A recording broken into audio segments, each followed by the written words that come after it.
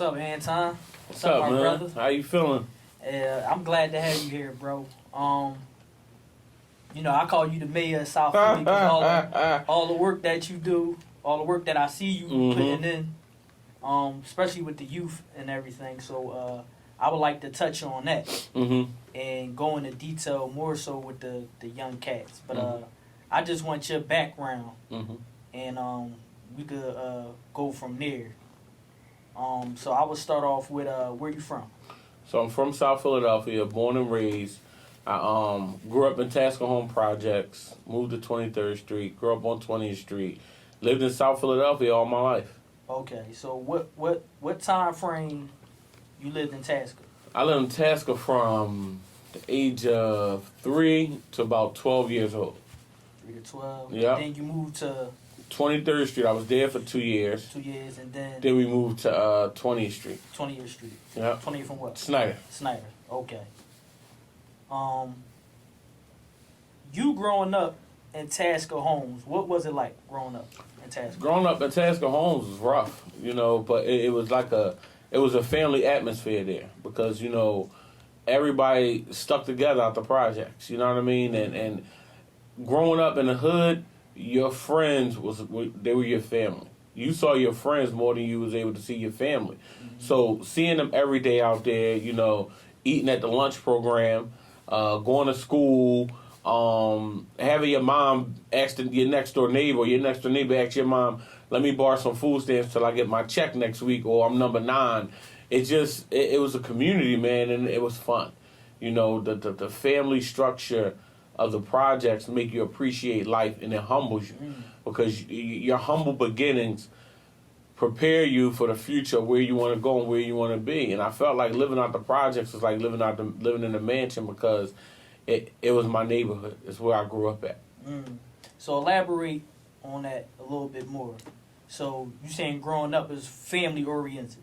So give me an example of what you mean by it being family oriented. Give me an example like you'll see your homies walk up and y'all sharing lunch, or give me an example of. We did everything together. We went to the lunch program together. We was in camp. Lunch program, camp, we go out together on Easter. On Easter Sunday in the hood, you up 6 or 7 o'clock in the morning putting on your new gear. Right. At that time, it was the bread Jordans, your leather jacket, and it was just like you would see them in school, you would see them in the neighborhood, and nobody was better than the next person. Everybody came from, a tough spot. So being around each other, eating freebies together, laughing, not thinking you better than the next person, it was a beautiful feeling. We wasn't killing each other. We was embracing each other. Right. Now, what time frame was that? What you say? Like the years? The Not years, to tell your age or nothing like that. I'm 35. I love my age. That was like 93, 99, like all within those years. Because we was big fans of wrestling too. So everybody watched WWF. We was hype off of Hulk Hogan and Stone Cold Steve Austin. Ultimate Warrior. Yeah. Ultimate Warrior was trash. But we'll talk about that later. Macho Man. But it was just, everything was just so simple. It wasn't social media. We would go out in the back. We would create things. I remember back in the day out the projects, we would want to play basketball, and there was a racial divide out Tasker. So sometimes we would cut our own crates out and cut the inside of the crates out, and we would play full court out the projects. Right. Because you'll put a crate here and a crate there, and we would have fun. Now, you would do the crates, right? What else activities y'all do? Oh, man, we play hide and go seek. Catch a girl, get a girl. I mean, that was, the Me Too movement, right? But it would be having fun as kids, you know what I mean? Ding Dong Dixie, 1, 2, 3 Red Light, Manhunt. All those different games at the projects was fun, man. That's the stuff. And we would play football against different drives in the projects. Like, y'all had Mountain Drive versus the Myers family. So we would all come together and just do some fun stuff. But it was fun, man. I would say that's like the best time of my life. Tasker Homes, best time. Tasker Homes, man. Just having a good time with your younger brother. Tasker Homes at 23rd Street, 20th Street. Man, just had a good life growing up. Just growing up, right. How about the parents? Parents, my mom was like our rock. You know what I mean? My dad was dealing with some issues. He was in and out. My dad was there for us. Let me be clear. But he had some issues that he was dealing with on a personal level. And growing up, my mom held it down. You know what I mean? My mom did everything that she could as a parent to make sure she put food on the table. And now that I'm older, I'm starting to understand the sacrifices that my mom made as a child. Because now I'm looking back like, how you raised five kids at the age of 19, but did it as a single parent? She was working 2 or 3 jobs. She was getting welfare. But one thing my mom never did was, one thing my mom always made sure is that it was food on the table. Made sure that we ate. Made sure we went to school. Made sure we had clothes. The biggest sacrifice, the biggest sacrifice in our life, my mom made, and that I applaud her for that. Yeah, right. So you had your mom, and you had other figures, adults, parents in the same community. How did your mom and the parents interact with each other?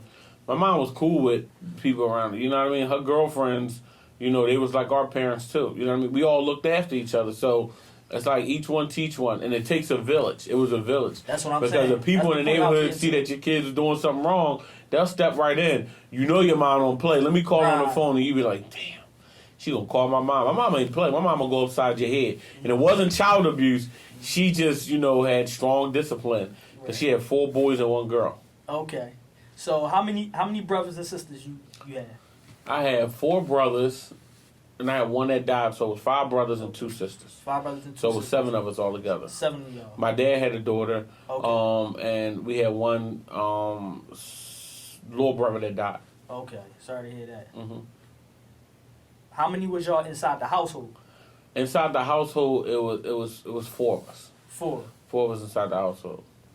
Give me a typical Saturday morning in y'all household. You waking up, and what y'all do? Typical Saturday in the household was get up, it's time to clean. So my mom, like, Saturday was like she put the music on, she done there cooking, it's time to clean. So we was cleaning the house on Saturday morning. You couldn't go out the house on Saturday until everything was clean. My mom would always say, don't do no half-ass jobs, I'm going to come check. So we used to stuff everything under the bed. She would come up, pull shit out, like, look, get this stuff up. But it was discipline. And another thing about Saturday morning, at 12 o'clock, my great-grandmother would come and get us and take us to McDonald's every Saturday at 12 o'clock. Fill a car up, and we'll go to McDonald's. She would treat us to lunch. So y'all had a strong family structure. Yeah. Okay. From my great-grandmother to my grandmothers and to my uncles. My dad brother, my grandmother's brothers, they all was in our lives. Okay. Now tell me about your brothers and sisters. Tell me about Aunt, me, Danita. You know what's crazy? Growing up with brothers and sisters, it was fun. I wouldn't have it any other way. We fought, we laughed, we cried. Listen, your brothers and sisters are your first best friends. They know you like no one else. You know what I mean? Like, we schemed together. We did everything together. So, you know, growing up, like, they are like your real life best friends because y'all struggled together. Like I said, y'all laughed, but we was able to understand. Who got in the most trouble? I did. I was the one that was in the most trouble.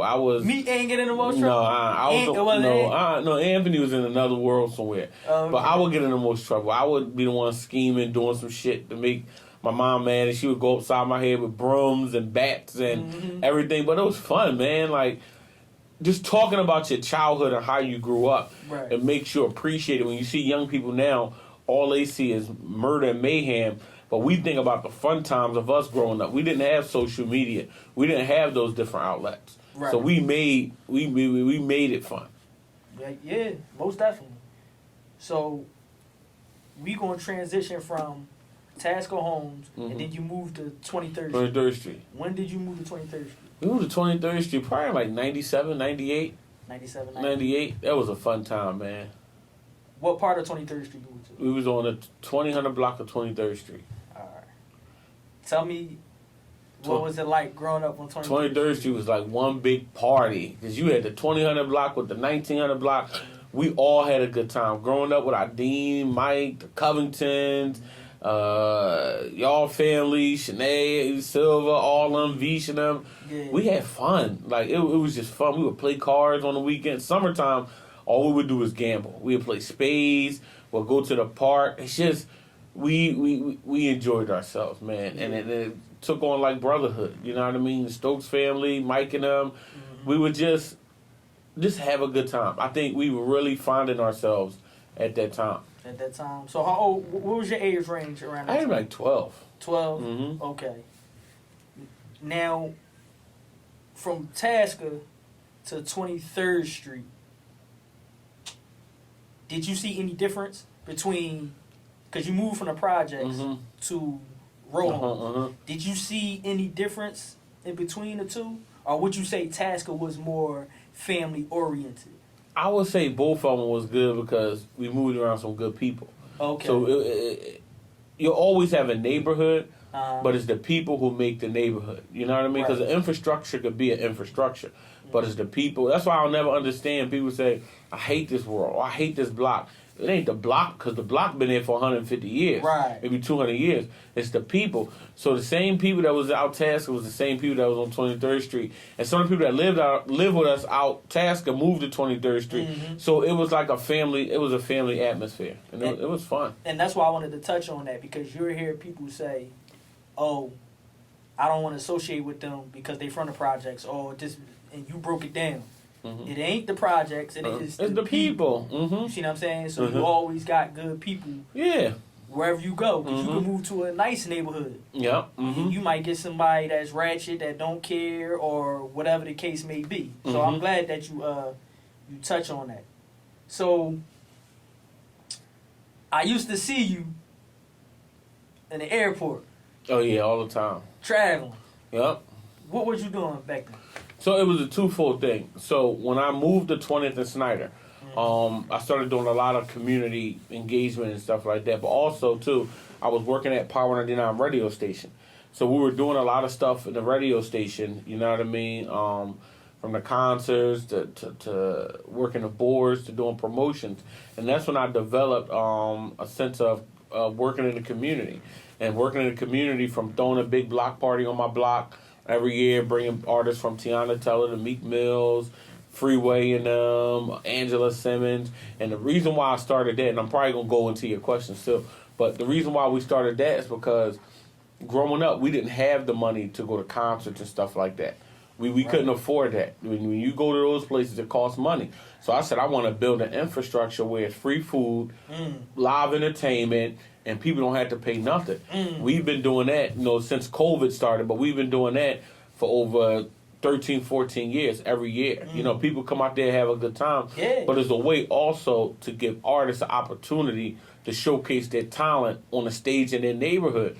And the neighborhoods, all in the community, always look forward to that because it was their opportunity to let their hair down and for a parent to feel free. It's a blessing when a parent is able to come out and say, look, y'all come out here and have fun. Ain't nobody trying to hustle y'all. People will come on the block like, yo, I want to sell this. No, we ain't selling nothing. This is free. It's for the neighborhood. And one thing if you come to our block party, you're able to get, entertainment, free food, every food trucks, all that, man. We did that for years, man. And looking at that, man, it's a way you appreciate it. So when we go into from working at Powerhouse, doing all that stuff, I started working in New York at BET Music Channel. And worked on a show called, I interned in the talent department. Then I got hired for BET Rap City. So I was able to meet, some great people from Black Thought to, you name it. I probably met everybody. But I think during that time, we were traveling a lot. We were shooting shows in Atlanta. We were shooting shows in LA. We were shooting shows all over the place. So we were constantly traveling to different places to go and shoot these shows for BET on Rap City. Okay. Now, you meeting these celebrities and you doing the that's what I want to mention too. Your nonprofit.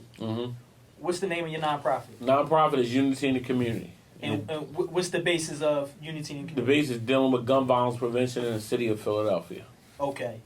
Now you having these celebrities come to Unity and Community block party, right? And some of the things I think they can relate with in the community is what you're talking about. So have they ever, like, elaborated more on what you're doing, or engage more on what you're doing? Yeah, because it's up to us to do that. You get what I'm saying? It's up to us to bring people in the neighborhood, to share their talents. You know what I mean? From Meek, doing a lot of things for a lot of young people, whether it be, giving book bags out, whether it be having those conversations and stuff like that, performing at the block party. And one of the reasons why we started that block party was because we wanted to give people a sense of realness. You feel what I'm saying? To say, look, break that down for me. So the sense of realness is, let them understand there's people that care about you. You know what I mean? If I didn't have something growing up, then I want y'all to have something growing up. You know what I mean? So I'm going to put it in the heart of the neighborhood. And so bringing the artists to the neighborhood to do things, not just artists, but basketball players. Like a couple months ago, we had Joel Embiid pay for people rent, within the community. We had Ben Simmons, who, damn, is in a fucked up situation right now. But Ben Simmons, we had him take kids on a shopping spree at Target for Christmas. But the goal is bridging the gap, to help people understand, like, people going through a struggle. But there are people that's out there that care and want to help out. But it's up to us as leaders to make sure we make those connections, you know what I mean? And being able to help young brothers in the neighborhood get jobs that's coming home from jail. Helping young people, you know what I mean, with getting summer employment. To helping kids go to college. For the last 13 years, we've been able to help close to 150, 200 kids go to college, get laptop computers, you know what I mean? Mm-hmm. But when you look at that, I look at that as, that's our duty, you know what I mean? That's where we come from helping people get their record expunged, you know what I mean? Mm-hmm. Those things matters when you talk about, lifting up your community. Just recently, a month ago, we just launched our Unity in the Community Carpentry Academy. And I've seen that. We take young people, at-risk young guys, mm-hmm. and we help them show them how to build, put down floors, put up walls, you know what I mean? Mm-hmm. And we give them a weekly stipend to be in the program. In addition to that, when the program is over, we're going to help some of the young people start their business. We're giving them mentors. We take them on a trip once a month. And like I said, at the end of the program, they get to keep their equipment, but also, too, we're going to help some of them start their own business. And that's how you keep kids off the streets. Right. When you look at South Philadelphia High, I don't know how much y'all know about South Philly, Bach was the school that had the trades in them, but Bach shut down. Yep. Mm-hmm. But Bach shut down. So we also had to adopt the mindset that whatever you want to see in your community, it starts with you. You can't say, I want such and such to do this, such and such to do that. You'll be waiting 20, 30 years. Right. So we started this academy, and it's going good. And you're looking at kids who, some of them were playing with guns, but now they're playing with drill guns. Now they're building walls. Now they're sheetrock and all that. We have to invest in the infrastructure of our young people, right, and build on it. But real investment. Right. Because most people who get into the trades in Philadelphia, they got to have a high school diploma, or they have to be out of high school. Right. Most of our kids ain't making it to the age of 18. Right. So we have to start early, because in other cities and other places, they're doing that already. Mm-hmm. We're behind the 8 ball. So it's up to us to make sure that these things take place. So let me ask you. Give me 3 things you think why the violence is up so high between the young guys in Philadelphia. Parenting, investment, and lack of accountability. Break all 3 of them down for me. Parenting. We have to raise our kids. Fathers got to step up. You can't go to jail for 10 or 15 years of a young man's life and then expect them to come out to be good. Cross my fingers and knock on it's metal. But I was able to surpass that, but we're in a different generation. We're in the social media era now. These kids are being raised by social media. And they're being raised by social media. They need that 2-parent household, to raise them up. A young man needs a man to show him what it is to be a man. Because if not, the neighborhood drug dealer or a guy from the hood going to show them, and they're not going to show them the right way. So it takes us. I said parenting, lack of accountability. Mm-hmm. We point the fingers at everybody else but ourselves. I agree with you.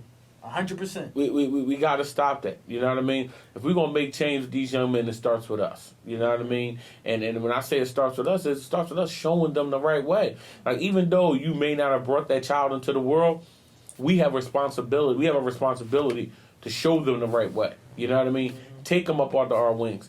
We're living in an era where no one has time to show our young men the right way. And you're seeing so many single parents. You know what I mean? Women raising kids. Not to cut you off, but do you think it's enough black men in our community to show them the way? It is. Or are we just like... We're being lazy. Okay. We're being lazy. We expect things to happen, and we criticize the younger generation, but we don't want to show them. Yes, it's going to be tough, but nothing really ever came easy to us. You know what I mean? We had to work it, but I've seen it firsthand that when you work with young men and you invest in them, you'll get the results that you need. So that's what you talk about, the investment, or you talk about financial investment. So that's lack of accountability. Okay. So investment comes in, yes, men stepping up to the plate and investing in our young men, but the city doing their job on a city level to invest in these communities as well, because we come from Philadelphia is ranked number 2 in big cities in deep poverty. So when you look at that, you have to understand we have to invest in schools. We have to invest in college education. We have to invest in the trades, and we have some good trade programs out here. Local 98, 332, who work with older guys, to get them in, on a straight and narrow path. Okay. But we need to invest into our younger guys. Them guys that's 14, 15, and 16. But how you tap into them though? Like how you? Because some young guys don't want to listen, right? So how do you, like, and rightfully so, because it's like, I had it hard. Mm-hmm. My mom ain't here. Mm-hmm. My dad locked up. I need to eat right now. No, my mom ain't here. My mom is high. Oh, my mom is high. How about that? And I need to get money right now. So how do you? Because you could talk that good stuff, right? Mm-hmm. And they be like, but damn, I need some money in my pocket right now. Mm-hmm. How you tap into the young guys like that? Being a human being, not being fugazi and fake. Because a lot of times people, we can't reach him. You can reach him. The best of them was reached. I think you have to have that conversation and be active and be consistent. Because a lot of times people just want to talk. No one is here for you to keep preaching. Okay, I'm in a fucked up situation. What can I do to get out of it? For us, look, you want to go to college? Let's help you go to college. I'm not going to say to you, oh, we want you to go to college and do good, then walk down the street. Right. No, here's some money to go to college. Mm-hmm. Here's a laptop, computer. We're investing in you. Young kid, you dealing with some issues? We got a carpentry academy we want to put you in. We're going to give you a stipend each week. We're going to work with you. We're going to go on trips once a month, but also we're going to build you up. You know what I mean? So that we invest in you at that age so that we can see a better version of you, not even just years from now, 6 months to a year later. You got to be willing to invest in them and understand that investment will pay off, because if you don't invest in our young people, we're going to continue to see them go to Friends Southwest Cemetery or keep going to Francis Funeral Home or Linwood or Khadijah Alderman. We're going to continue to see that. The things we want to see in our neighborhood must be a reflection of the things that we're doing to make a difference in our community. Okay. So what you're saying is, and what I see is not enough people are black men stepping up for these young kids, but they look other ways to make a means to, this is the way I can get out. What they say, if you don't sell drugs or got a wicked jump shot, then you out the game. You see what I'm saying? Mm-hmm. So as a collective, right? I'm talking about working men. Mm-hmm. That got a 9 to 5, that got a decent head on their shoulders. You saying we need to step up? It's twofold still, because you don't want to just take a shot at the men too. Mm-hmm. We got to take a shot, not take a shot, but women have to make better decisions. Now, what you break that down for me? Break that down is that if a man is doing bad and he ain't shit, then you may not want to go and have kids by him, because if you go have kids by him and they grow up to be what the guy you're messing with or grow up to be like that, then that says a lot about you. There needs to be accountability across the board. Right. So if you know a man has 2 kids and he don't take care of them, and you go and have a kid by him, then you're falling into the trap too, and you're setting your child up as well. So just as much as we need to have accountability with the men, it must be accountability with the women. If that man ain't shit, don't go and have no kids by him, because you know the end result of that. Sometimes we gotta sidestep our lust and wanting to just have somebody and look at the big picture and reality and say, if I have a child by this dude, then I know the results are going to be bad when he get older. You have casual sex, you're going to have casual kids, So we got to look at that as well and examine that. So, in accountability, I see that for the females. But I think everybody is passing a buck. I would say. You do got the females, that do mess with this guy, but I do see some females at the end of the day, they do hold it down, and you got the men, I guess they haven't been raised right. So I had a grief trauma therapist on, and she said she set up a genogram. So basically, she want to see everybody in your history, right, from your family members, and she just want to know what they do and how they was raised, and then the apple don't fall too far from the tree. So if I see my dad, and you got some that break the cycle, don't get me wrong, but I see my dad doing this and doing that, or my mom doing this and doing that, and then I come out doing the same things they did, right? What can stop that vicious cycle from repeating? Somebody has to wake up one day and say, you know what, we're not going in this direction. It's like riding down the expressway, and everybody's going the wrong way. Somebody has to stop and say, pull over, we need to go into another direction, because we're not going, and it starts with us. No one is coming to your door saying, here's a job, here's some money, and here's success. You got to go out and work your ass off for it. Because at the end of the day, if we live in a world we think somebody's going to give us something, you're going to die believing that. So if you're going the wrong way on the expressway, somebody in that car is going to have to say, you know what, I'm willing to get in the driver's seat and take this car into another direction and go the right way. Because if you don't, then we're going to continue to perish as people. Right. Another question. The switch from us growing up, our generation, not so much extended clips, all that, 30s, we full. Compared to what you see right now, when you think the switch happened? Social media. Social media is you think social media, that was the switch right there? Yeah, because I no longer have to go outside and get raised. I'm getting raised off of social media.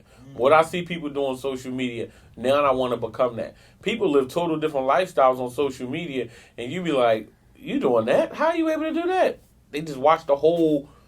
They can actually mimic somebody off of social media. Their lifestyle, what they wear, how they act, what they're saying, what they're rapping about. It can all take place on social media. People don't understand, but social media is a human being. It's not just a tech company.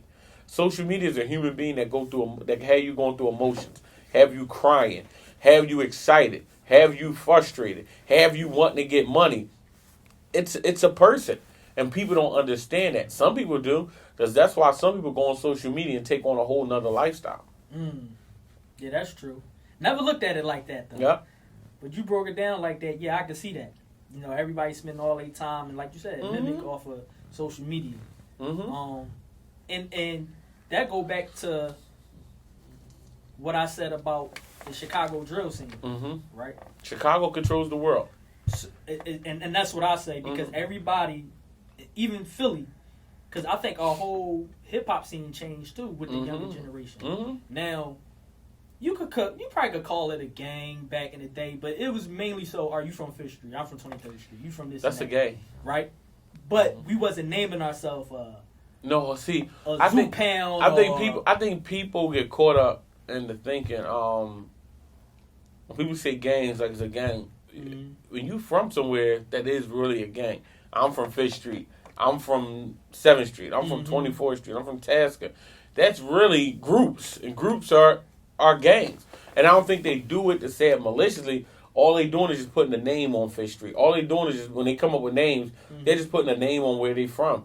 But the outer atmosphere of the world look at it, oh, it's just gang. So when you look at Chicago, Chicago is a different world.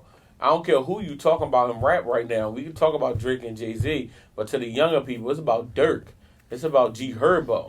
It's about Chicago. Chicago has formed an infrastructure that the young rappers throughout the world must follow now. You know what I mean? And look at King Von. You know what I mean? I was impressed when I heard him. He had the Crazy Story, I think that's what it was called. Yeah. And I'm listening, and I felt myself slipping into it. And you look and you like, wow, they control cool right now. They control the direction of where rap is going. See, I know the rap from before when it was the Meeks and the Nickies. I remember when they was first coming up. You know what I mean? I remember they didn't have a deal, and we had them on Rap City and doing different things. And you look at it now, and you say to yourself, these Chicago rappers control everything.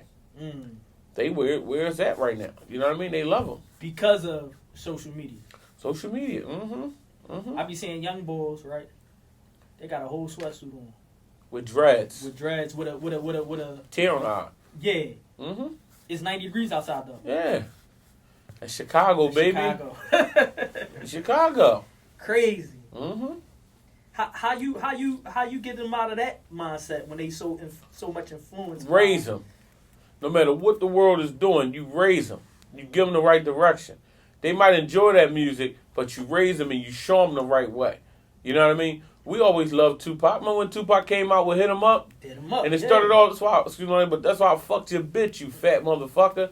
And he went in dissing what's her name? They said that's one of the best diss songs ever. But you listen to that and like, all right, I understand that. But I do understand my mama slapped the shit out of me or go upside my head. You get what I'm saying? Right. So, gotta raise your kids. No one's gonna raise your kid. If your kid die today or tomorrow, a savior ain't coming from City Hall or coming out the sky to say, oh, we're going to... No, you on your own. And of course, you know, with Philly, we going to have the balloon release. We going to have the funeral and the repast. All that shit is fun. And after that... But the real hurt and pain hit when you wake up that next morning and it's looking around. He really gone. And as the years go by, they forget. 6 months go by, then a year, then 2 years, and it's like, oh, he was alive? Oh, okay. Yeah. And if you had 2,000 at the funeral... Then next year when you do a memorial, it's going to be 500. Then next year you do it, it's going to be 200. Then the next year you do it, it's going to be 100. Next year you're going to do it, it's going to be 20 people. Then you look 10, 15 years from now, it's going to be you. Just be you. That's the world we live in. No one is greater than the moment. Right. You know what I mean? Like sometimes people think, oh, I'm just, yeah, I don't care how big you are. Look at Kobe. When Kobe died, oh my God, Kobe. Right. Everybody out there. Life moves on. And now we're a year later, now it's like, okay, what's next? We in a what's next era. Right. Something can happen right now. That's over with. What's the next thing? What's the next thing? That's how it is. Basically because of social media.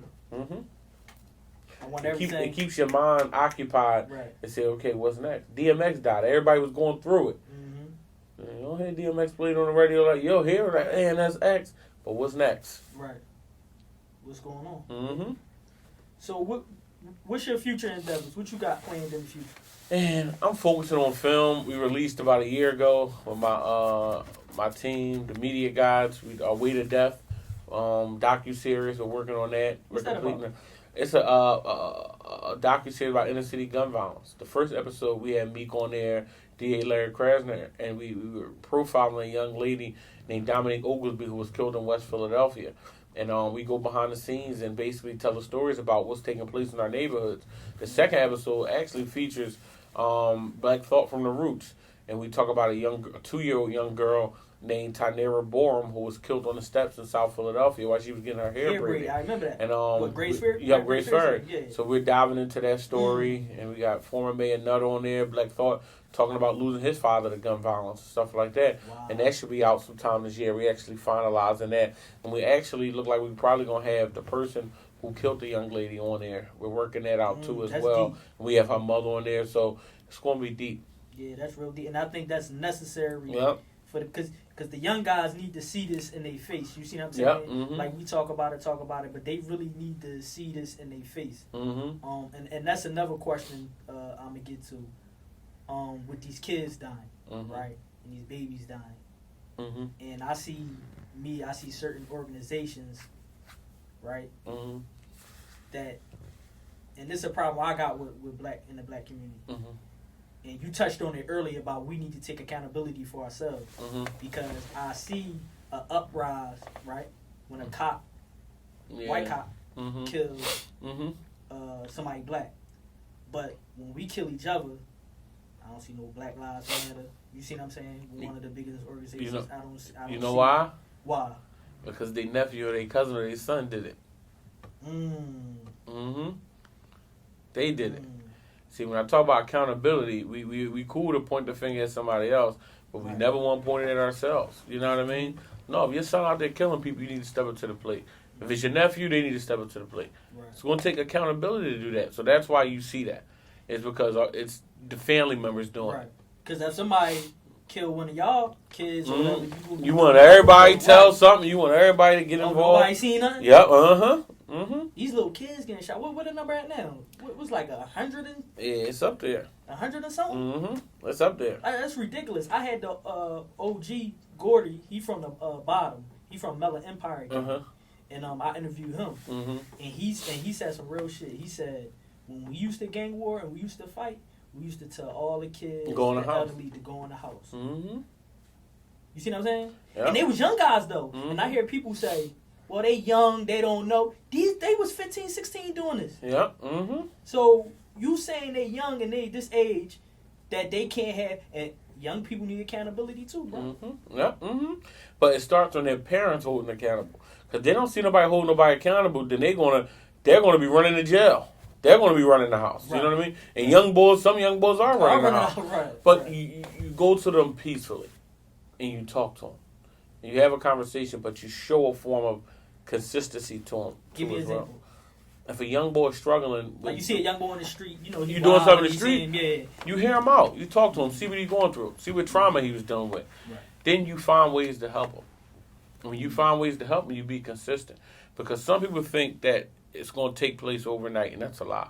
It's going to take some commitment, dedication to help transform that young man. It may take a year, but you got to be willing to invest in that young man to make sure he doesn't end up in jail or end up dead. So you saying consistency? Yeah, Stay on him. Yep. Keep going to him, even though he don't want to hear It you takes out. time. Mm-hmm. It Keep takes going to him. time. Just, yo, what's up? You cool? Because no matter how you look at it, they're going to appreciate that somebody cares. Mm. Mm-hmm. And you showing that affection. I guess they Yep. probably that they missing. That they look up to. Yep. Yeah. Mm-hmm. Everybody needs somebody. Right. Well, And that's real. So, and this happening during, I guess they was trying to say COVID, but during that time of the pandemic, we seen violence has risen, right? But you would think if all they need is affection, right? You know, because it could be a lot of times too where a parent is taking care of home, but I'm working too much. Yep. Or I'm doing something so I can keep food on the table, but now they home, right? So you'll think they'll pay attention more, but it still has risen. Man, kids know how to run circles around you. They know how to do things. They know how to live a double life on YouTube and social media. So it's only so much a parent can do, but you gotta evolve as a parent and figure out, look, what means more to you. You know what I mean? Because it'd be a situation where your child end up dead and you never see him again. So they force you to evolve. And I can see that. Which ways of evolving though? What would you call evolving? Evolving is just, being hip to what your kids are doing. Not being naive. Understanding that your kids could be out there doing that. But it's up to you to catch on and tap into them.